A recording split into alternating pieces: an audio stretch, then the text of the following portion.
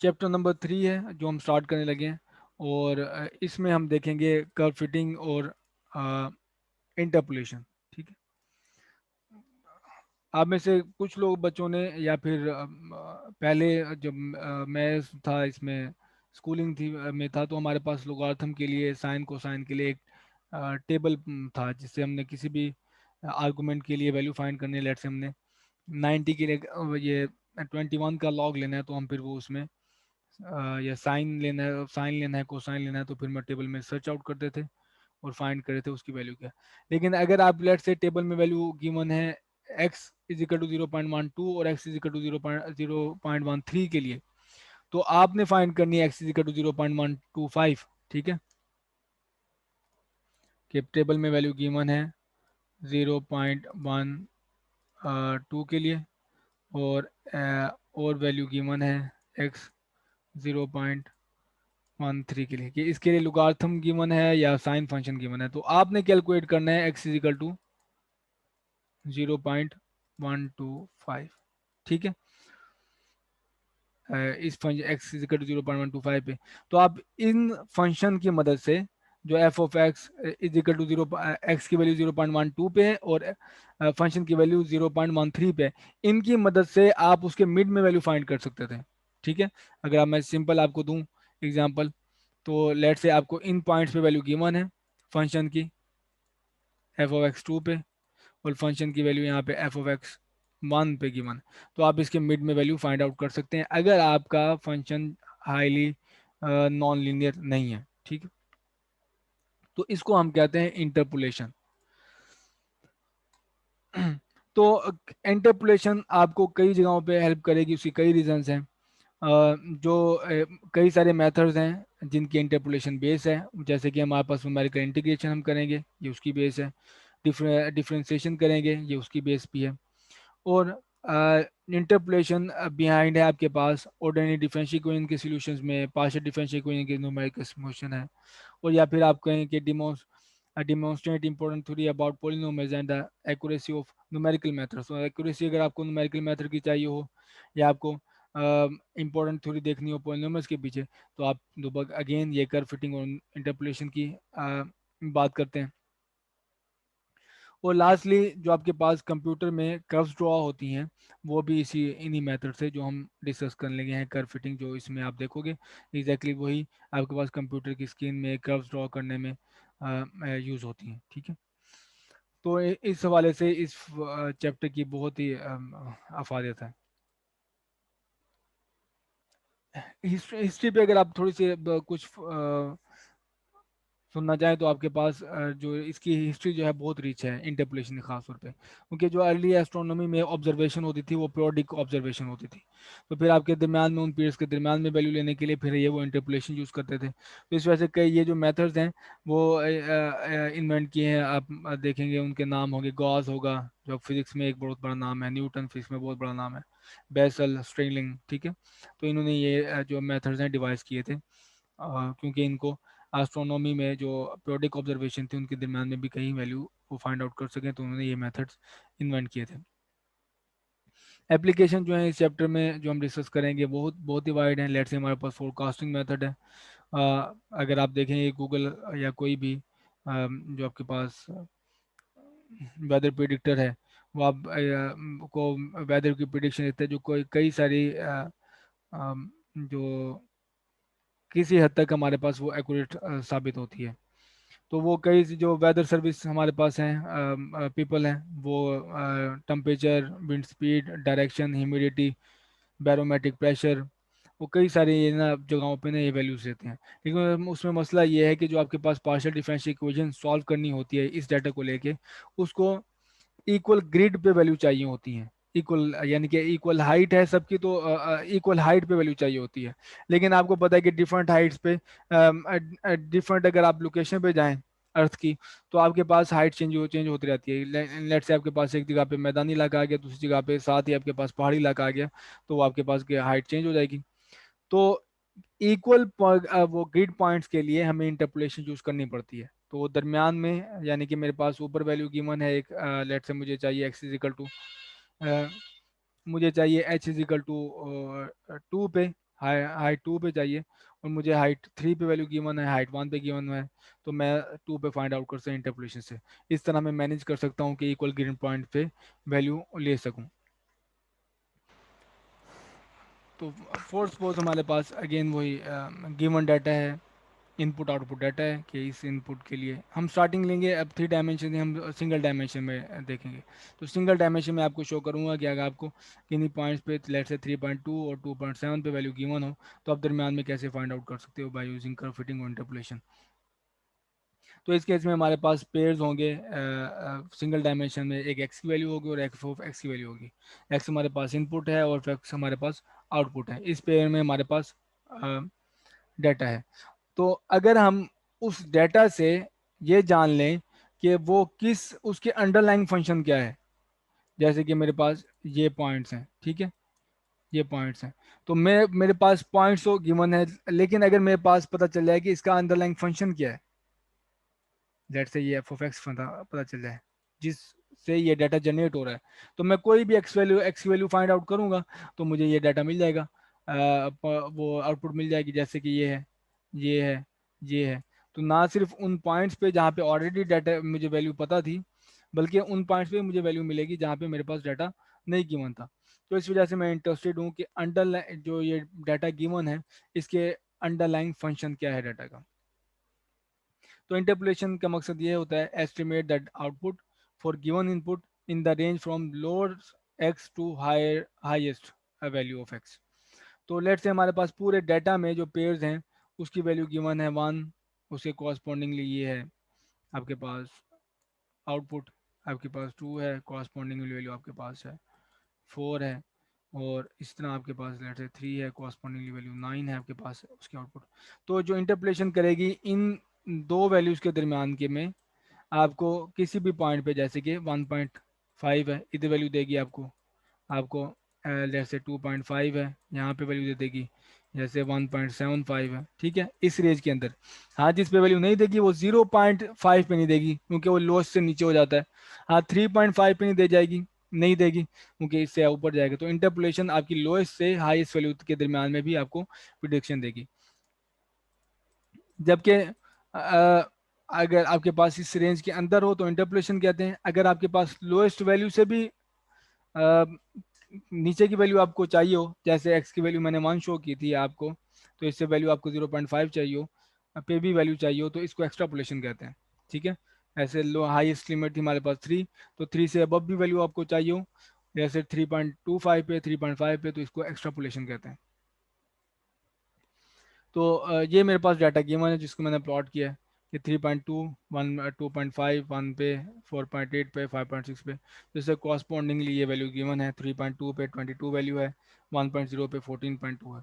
तो अगर मैं इसको कर्व फिटिंग कर लेता हूँ, इसकी फाइंड आउट करता हूँ, तो इंटरपोलेशन से मैं ना सिर्फ इस पे वैल्यू हो फाइंड आउट कर सकता हूँ अगेन, बल्कि 3.1 पे भी मेरे पास वैल्यू आ जाएगी, 2.8 पे भी आ जाएगी, 5.4 पे भी आ जाएगी, ठीक है। तो इंटरपोलेशन पॉलिनोमियल हमारे पास है कि अगर आपके पास दो पॉइंट्स गिवन है, ठीक है, सिर्फ दो पॉइंट्स गिवन है पूरे डाटा में, यहाँ पे कितने हमारे पास गिवन है, 1 2 3 4 5, तो 5 पॉइंट गिवन है हमारे पास। लेकिन अगर हमारे पास सिर्फ 2 पॉइंट गिवन होते तो हम फिर जो उसको अप्रोक्सीमेट करते हैं बाय लीनियर फंक्शन या फिर एक लाइन से, ठीक है, स्ट्रेट लाइन से, कि मेरे पास एक ये पॉइंट है और एक ये पॉइंट है, तो इसको मैं अप्रोक्सीमेट करूंगा एक लाइन से, ये यहाँ तक क्यों, ठीक है। तो फर्स्ट ऑर्डर हमारे पास होगी स्ट्रेट लाइन होगी, फर्स्ट ऑर्डर पॉलिनोमियल होगा। और अगर आपके पास 3 पॉइंट्स हैं तो फिर हम यूज कर सकते हैं उसके लिए पैराबोला, ठीक है, तो ये सेकंड ऑर्डर पॉलिनोमियल होगा। तो इसके लिए जो मेरे पास पॉलिनोमियल आएगा वो A1 X1 और प्लस A0 होगा, ठीक है, ये स्ट्रेट लाइन के लिए इक्वेशन। और अगर आपके पास स्ट्रेट सेकंड ऑर्डर है तो सेकंड ऑर्डर पॉलिनोमियल हमारे पास आएगा x² plus A1 X plus A0, ठीक है। तो ये सेकंड ऑर्डर पॉलिनोमियल बन गया हमारे पास। तो n ऑर्डर आपके पास पॉलिनोमियल के लिए आपको n+1 पॉइंट्स चाहिए, तो फिर आपके पास जो फंक्शन होगा वो यूनिक आपको वैल्यू देगा एक्स की लोअर लिमिट से हाई लिमिट तक। तो nth ऑर्डर पोलिनोमियल के लिए अगर आपके पास n+1 पॉइंट्स हैं तो आप nth ऑर्डर पोलिनोमियल यूज कर सकते हो और आप exactly uniquely values find out कर सकते हो।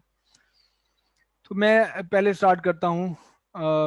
सिंपलेस्ट 2 पॉइंट्स हैं हमारे पास, 2 पॉइंट्स हैं। एक पॉइंट मेरे पास एक्स नॉट पे वैल्यू गिवन है एफ ऑफ एक्स की, और दूसरा मेरे पास पॉइंट है एफ ऑफ एक्स 1 पे, और मैं फाइंड आउट करना चाहता हूँ इनके दरमियान में वैल्यू। ठीक है, तो एक्स नॉट पे वैल्यू गिवन है, एक्स 1 पे वैल्यू गिवन है, 2 पॉइंट्स हैं सिर्फ, और एफ ऑफ एक्स पे वैल्यू हम फाइंड करते हैं दरमियान में। तो इसको आप अप्रोक्सीमेट कर सकते हैं स्ट्रेट लाइन से। तो स्ट्रेट लाइन मेरे पास बनेगी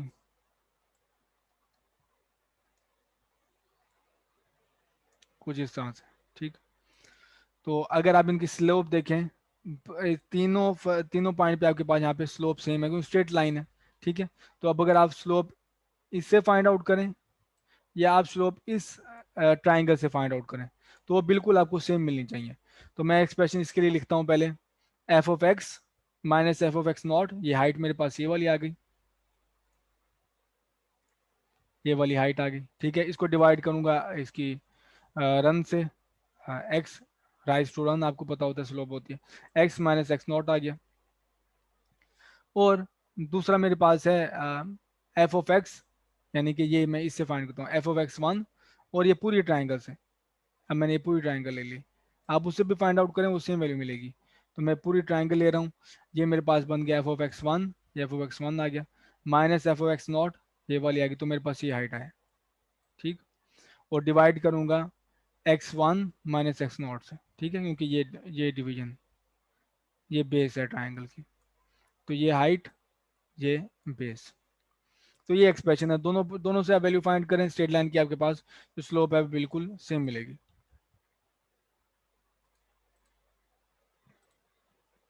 तो इसको आप रीअरेंज कर सकते हैं इस एक्सप्रेशन को एफ ऑफ एक्स के लिए। ठीक है, देखें पूरे एक्सप्रेशन में सिर्फ जो एफ ऑफ एक्स है वो एक है, तो आप यहाँ पे x minus x not divide हो रहा है, यहाँ पे ले जाएं आप तो मल्टीप्लाई हो जाएगा पूरे एक्सप्रेशन से, देखें मल्टीप्लाई हो गया, और यहाँ पे बाकी रह जाएगा एफ ऑफ एक्स नॉट, तो एफ ऑफ एक्स नॉट यहाँ पे नेगेटिव माइनस है तो वहाँ जाके प्लस हो जाएगा।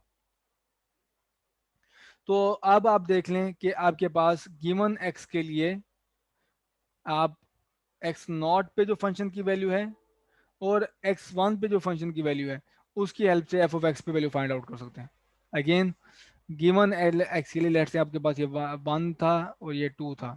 ठीक है, और इन पे एफ ऑफ एक्स की वैल्यू गिवन है और एफ एक्स 2 पे, और आपको चाहिए 2.5 पे, तो यहाँ पे आपके पास आ जाएगा 2.5, और इधर सारी वो वैल्यू ये देखें, ये आपके पास गिवन है, ये गिवन है, इससे आप फंक्शन की वैल्यू 2.5 पे फाइंड आउट कर सकते हैं।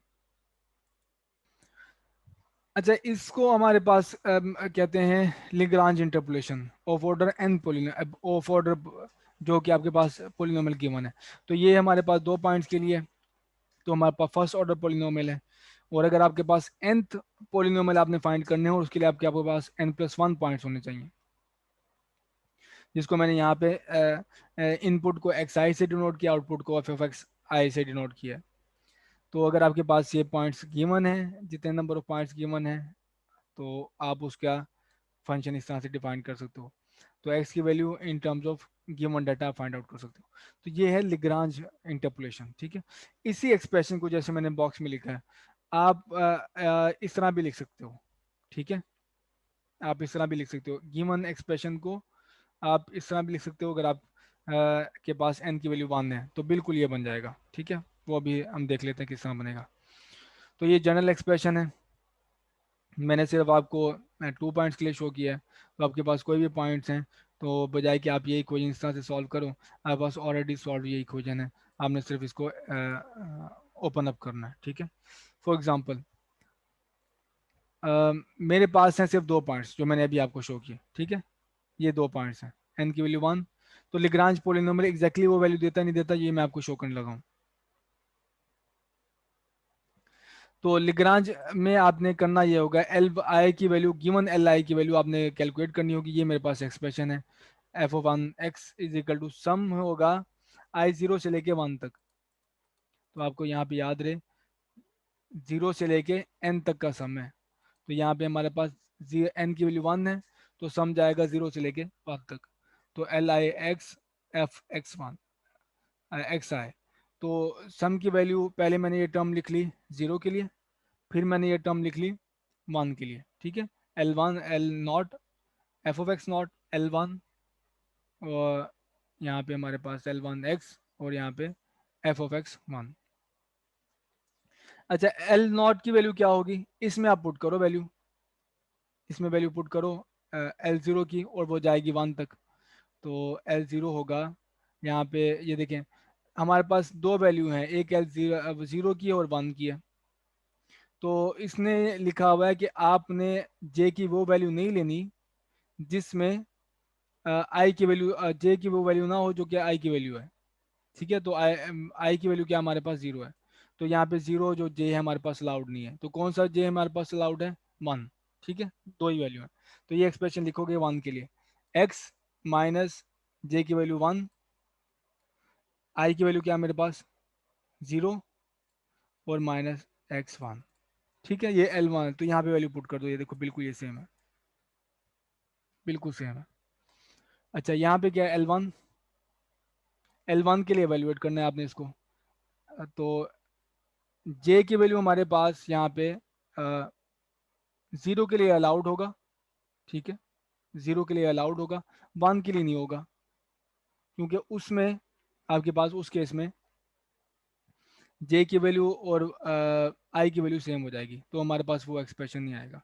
तो आप 0 के लिए इसको एवेल्युएट करें, तो ये बन जाएगा एक्स माइनस जे की जगह पे 0 आ गया, डिवाइड बाय एक्स, आई की वैल्यू 1 है, और माइनस एक्स नॉट। तो ये देखें ये वैल्यू बन गई, ठीक है। ये बिल्कुल इक्वल टू है प्रीवियस रिजल्ट। आप इसको अलजेब्रिकली मैनिपुलेट करके बिल्कुल ये रिजल्ट बना सकते हो, जो कि मैंने आपको ये बॉक्स में शो किया है, ठीक है। आप अलजेब्रिकली इसको मैनिपुलेट करोगे तो आपको नज़र आ जाएगा कि ये वैल्यू उसके किस तरह से मिलती है। तो हायर ऑर्डर पोलिनोमियल्स के लिए हमारे पास है ये, लेट से हमारे पास आ जाता है सेकंड ऑर्डर, यानी कि सेकंड ऑर्डर के लिए आपको 3 पॉइंट्स की, मानो 3 पॉइंट्स मेरे पास ही हैं, फर्स्ट पोज, ठीक है। तो 3 पॉइंट्स के लिए आपके पास एल की दो टर्म्स आएंगी, इधर भी दो टर्म्स आएंगी, इधर भी दो टर्म्स आएंगी। तो इसको वैसे याद करने का भी एक तरीका है, आप जब इस पर थोड़ा सा टाइम स्पेंड करोगे तो आप फिगर आउट करोगे कि अगर आपने एक्स नॉट की यहाँ पे वैल्यू, एक्स नॉट के साथ इसके ये मल्टीपल लगाने हैं, तो यहाँ पे पहले एक्स की वैल्यू आएगी, और एक्स वन आएगा, और यहाँ पे एक्स टू आएगा, एक्स नॉट नहीं आएगा। और नीचे क्रॉसपॉन्डिंगली ये देखो, यहाँ पे ऊपर एक्स वन है, नीचे भी एक्स वन है, यहाँ पे ऊपर एक्स टू है, नीचे भी एक्स टू है, लेकिन यहाँ पे क्या वैल्यू आएगी, साथ आपने सब्ट्रैक्ट करना है एक्स नॉट से, ठीक है। तो जब आप यूज़ करोगे तो आपको ये चीज़ याद रह जाएगी। जैसे इसमें यहाँ पे एक्स वन का मल्टीपल है, तो ऊपर नोमिनेटर में एक्स वन नहीं आएगा, ठीक है, और डिनोमिनेटर में भी एक्स वन सब्ट्रैक्ट नहीं होगा, हाँ, लेकिन ये एक्स वन रहेगा। इधर एक्स टू की वैल्यू है, तो यहाँ पे नोमिनेटर में एक्स टू नहीं देखोगे, ये देखो यहाँ पे एक्स नॉट है और यहाँ पे एक्स वन है, एक्स टू नहीं है। नीचे एक्स टू में से आपने एक्स नॉट में माइनस करना है, एक्स वन करना है, लेकिन एक्स टू नहीं करना। तो ये वैसे याद रखने का तरीका है, अदरवाइज आप इसको ओपन करोगे तो आपको दो कोफिशिएंट मिलेंगे, क्योंकि यहाँ पे हायर ऑर्डर एन की वैल्यू आपके पास होगी 3। तो वो बनेगा j is equal to 0, j is equal to 1, j is equal to 2, ठीक है। तो एक वैल्यू आपको ये अलाउ नहीं करेगा, लेट से 0 के लिए आपको ये 0 अलाउ नहीं करेगा, 1 2 के लिए अलाउ करेगा, तो दो आपके पास आ गई, इधर भी दो आ जाएंगे, इधर भी दो आ जाएंगे। पुट करें आप इसमें वैल्यू, तो एक्स की वैल्यू मैंने जैसे लेट से फाइंड करनी है 2.8 पे, ठीक है। ये देखो 2.8 नहीं है इसमें, 1 पे वैल्यू गिवन है, 2.7 पे गिवन है, 3.2 पे गिवन है। तो 2.8 पे फाइंड आउट कर सकता हूँ मैं, कैसे फाइंड करूँगा, एक्स की जगह पे 2.8 आ जाएगा, ये 2.8 2.8, ये देखिए 2.8 2.8 2.8 एक्स की जगह पे, और बाकी जो वैल्यू है एक्स नॉट की वैल्यू 1 है, एक्स टू की वैल्यू 2.7 है, एक्स एक्स नॉट की वैल्यू 1 है, एक्स वन की वैल्यू 2.7 है, एक्स टू की वैल्यू 3.2 है, ठीक है। ये उसके कॉरस्पॉन्डिंगली वैल्यू, तो आप ये वैल्यू यहाँ पे पुट करोगे, तो एट द एंड आपको 2.8 पे वैल्यू मिल गई। तो वो मकसद जो हमारे पास था कि हमने इन बिटवीन भी इसको वैल्यूज़ को फाइंड आउट कर सकते हो। तो आप जब इसको एवेल्यूएट करोगे तो आपको वैल्यू वैल्यू मिलेगी ये, ठीक है, एफ ऑफ टू। ये टू मैं शो कर रहा हूँ कि ये वो है सेकंड ऑर्डर पॉलिनोमियल है, ये बताने के लिए, ठीक है, टू ये डिनोट कर रहा है। तो एफ ऑफ सेकंड ऑर्डर जो अप्रोक्सीमेशन है 2.8 पे आपको देगा 18.526।